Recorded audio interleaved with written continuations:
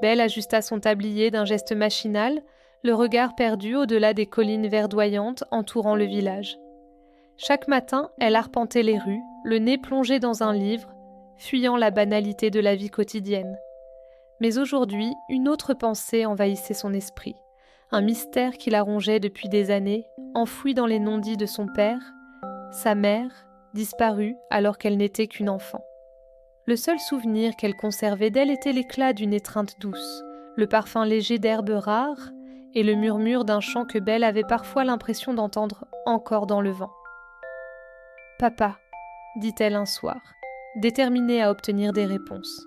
« Parle-moi d'elle, de maman. » Maurice, qui bricolait une machine étrange à l'atelier, se raidit. Il ne répondit pas immédiatement, ses yeux gris se perdant dans la vapeur des outils. « Belle, il y a des choses que tu es mieux de ne pas savoir. Ta mère, elle avait un don, mais elle a fait des choix que je ne pourrai jamais comprendre. » Il se leva, évitant le regard de sa fille.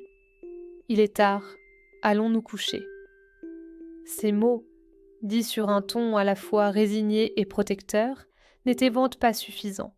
Belle sentait le poids du silence, lourd de secrets. Ce soir-là, incapable de trouver le sommeil, elle descendit discrètement à l'atelier. Parmi les objets abandonnés, ses doigts tombèrent sur une boîte cachée dans un coin poussiéreux. À l'intérieur, elle découvrit une lettre, brûlée en partie, mais dont certains mots restaient lisibles. Puissance, protéger Belle, château, trahison. L'écriture lui était familière, c'était celle de sa mère. Le destin fit que, peu de temps après, Belle fut emmenée au château de la Bête, après que son père s'y soit perdu dans les bois. Dès qu'elle pénétra dans la sombre forteresse, quelque chose d'étrange résonna en elle. Ce lieu, abandonné par la vie humaine, mais empli d'une magie palpable, semblait murmurer à son âme, comme une vieille chanson qu'elle connaissait sans vraiment comprendre. La bête, monstrueuse et terrifiante, l'accueillit froidement. Mais Belle, au-delà de la peur, ressentait autre chose, une connexion inexpliquée, un écho qui lui rappelait les mystères entourant sa mère. Elle devait comprendre pourquoi ce château était maudit et ce que cela signifiait pour elle.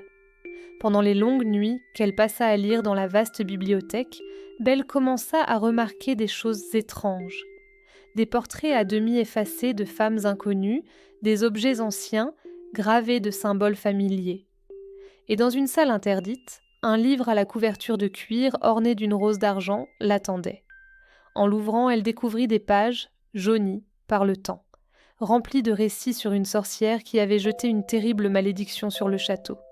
À chaque ligne, son cœur battait plus fort. La sorcière avait signé une lettre à la fin du récit. « Pour Belle, que tu sois toujours protégée. Ta mère. » Belle lâcha le livre, choquée. Sa propre mère était la sorcière qui avait maudit la bête. La bête découvrit Belle, pâle et tremblante, dans la salle interdite. « Qu'as-tu trouvé ici ?» grogna-t-il, mais son regard trahissait l'inquiétude. Belle, le souffle court, leva des yeux en larmes vers lui. « Ma mère, elle t'a fait ça ?» La bête recula. Son regard s'assombrit. « Ta mère ?» Sa voix devint rauque. « C'était une sorcière puissante. Je l'ai rencontrée autrefois quand j'étais encore un homme. Elle m'a maudit, moi et tous ceux qui vivaient ici, parce que je l'ai rejetée. Elle m'a averti que je souffrirais pour ma vanité, pour mon égoïsme. Mais ce n'était pas qu'une question de vengeance. » Il laissa un silence lourd peser entre eux. « Elle m'a dit qu'elle le faisait pour te protéger. » « Me protéger de quoi ?» Belle était perdue. Sa mère, cette femme qu'elle avait idéalisée, avait fait preuve d'une cruauté impensable, mais pour des raisons qu'elle ne pouvait comprendre. « De moi, » répondit la bête, la voix brisée. Elle pensait que je détruirais tout, que ma nature arrogante finirait par te nuire, toi, ou des innocents comme toi. Les paroles de la bête frappèrent Belle en plein cœur. Était-ce possible ? Sa mère avait-elle vu en lui une menace et dans sa magie un moyen de prévenir un mal plus grand ? Les certitudes de Belle s'effondraient. Chaque souvenir de sa mère se teintait désormais de doute et de peur. Les jours passèrent et Belle s'enfonça dans un tourment profond. Elle ne pouvait plus voir la bête sans se souvenir de la responsabilité terrible qui pesait sur sa famille. La culpabilité l'étouffait. Elle voulait sauver la bête, mais chaque tentative semblait trahir la mémoire de sa mère. À travers leurs échanges, pourtant, Belle découvrait en la bête une humanité inattendue. Sous la fourrure et la férocité, elle percevait un homme tourmenté, conscient de ses erreurs passées.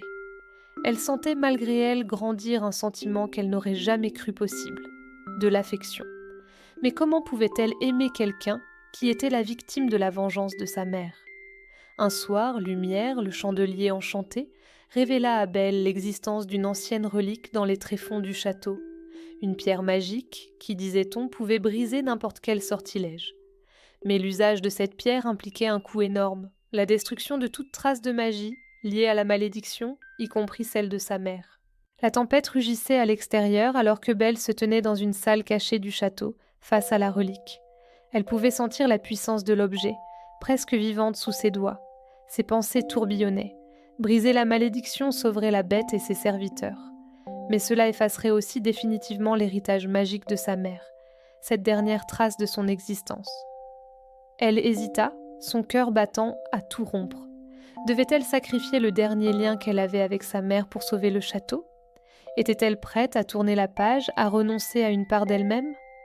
Alors, dans le silence tendu, la voix douce de sa mère résonna à ses oreilles comme un écho venu d'un autre monde. « Belle, mon enfant, pardonne mes erreurs. Je t'ai aimée plus que tout au monde, mais parfois, l'amour nous pousse à faire des choses terribles. C'est à toi désormais de choisir ton propre chemin. » Les larmes aux yeux, Belle comprit que le pardon, bien que difficile, était la clé. Sa mère avait fait de mauvais choix, mais elle l'avait fait par amour. Belle prit une profonde inspiration et, dans un geste empli de douleur mais aussi de paix, elle laissa la relique absorber toute la magie. La malédiction se dissipa. Le lendemain matin, sous la lumière douce de l'aube, le château semblait renaître.